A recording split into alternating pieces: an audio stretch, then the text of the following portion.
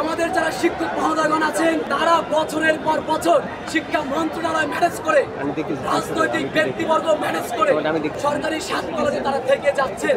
তাদের কোনো সিম্প্যাথি ছিল না, কখনোই শিক্ষার্থীদের পক্ষে গিয়ে তারা বৃহত্তর আন্দোলন কখনোই ডাক দেয়নি। কিন্তু যখনই শিক্ষার্থীরা উচ্চশিক্ষার প্রশ্নে রাজপথে গিয়ে সরকারকে যৌক্তিকতা বুঝিয়ে একটি চূড়ান্ত সমাধানের পথে হাঁটছে, ঠিক সেই মুহূর্তে আমাদের পরম শ্রদ্ধায় শিক্ষক মহোদয়গণ বিভিন্ন ধরনের অনৈতিক উস্কানি দিয়ে শিক্ষার্থীদের মধ্যে বিভিন্ন ধরনের বিভেদ সৃষ্টি করার চেষ্টা করছে।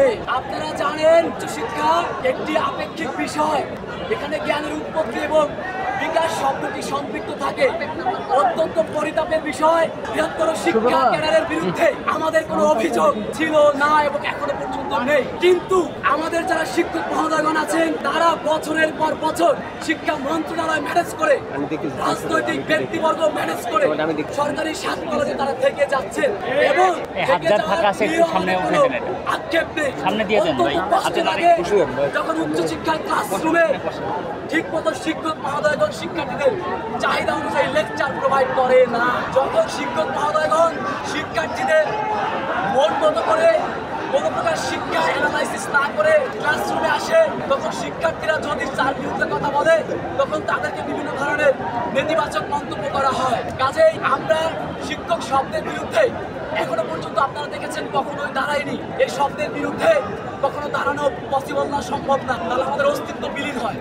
কিন্তু রাষ্ট্র শিক্ষার্থীদের কল্যাণের কথা চিন্তা করে যে ধরনের শিক্ষক নিয়োগ ক্রাইটেরিয়া চালু করবে আমরা সেটাকে স্বাগত জানাবো, কারণ আমরা গুণগত মানের বিকাশ চাই। শুধুমাত্র ঢাকা শহরের প্রাণকেন্দ্র থেকে সার্টিফিকেট মার্কা একটি শিক্ষা জীবন নিয়ে আমাদের বিষণ্ণতা কাটছে না।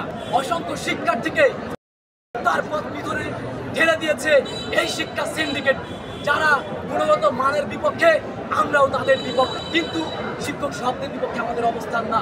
প্রিয় সাংবাদিক বৃন্দ, আপনারা জানেন যে বিগত সময়গুলোতে শিক্ষা মন্ত্রণালয় প্রেস ব্রিফিং পর্যন্ত করেছে। তারা জানিয়েছে এগুলো যেহেতু উচ্চ মাধ্যমিক শিক্ষার জন্য অনেক বেশি সমৃদ্ধ, এই ক্যাম্পাসে উচ্চ মাধ্যমিকের সক্রিয়তা বজায় রেখে ডিসিপ্লিন আকারে বিভক্ত করে অনার্সের শিক্ষা কার্যক্রম পরিচালনা করবে। কাজেই এখানে কোনো শিক্ষার্থীর সাথে শিক্ষার্থী সাংঘর্ষিক পরিস্থিতি হওয়ার কোনো প্রশ্নই ওঠে না। সেখানে মিথ্যা কথা বলে গতকাল আমরা দেখেছি একজন শিক্ষিকা, তিনি শিক্ষার্থীদেরকে বলছে যে ইউজিসি এখানে উচ্চ মাধ্যমিক রাখবেন এমন নিয়ম করছে, যে সম্পূর্ণ মিথ্যা এবং ভিত্তিহীন ছিল। উচ্চ মাধ্যমিকের শিক্ষার্থীদের সাথেও বিশ্ববিদ্যালয় মঞ্জুরি কমিশনের অ্যাপয়েন্টমেন্ট অধ্যক্ষ মহোদয় রেখেছে, যাতে করে কোনো প্রকার মিথ্যা বানোয়াট কথা না আসতে পারে। সামষ্টিক প্রেক্ষাপটে প্রিয় সাংবাদিকবৃন্দ, আমরা মূল দাবি রাখছি, যেহেতু অধ্যাদেশ হয়ে গেলে সামষ্টিক সমস্যাগুলো মিটে যায়, সেক্ষেত্রে আগামী সোমবারের মধ্যে অবশ্যই শিক্ষা মন্ত্রণালয় কর্তৃক সুস্পষ্ট রোডম্যাপ অধ্যাদেশের সরকার সকলের সামনে পরিষ্কার করতে হবে।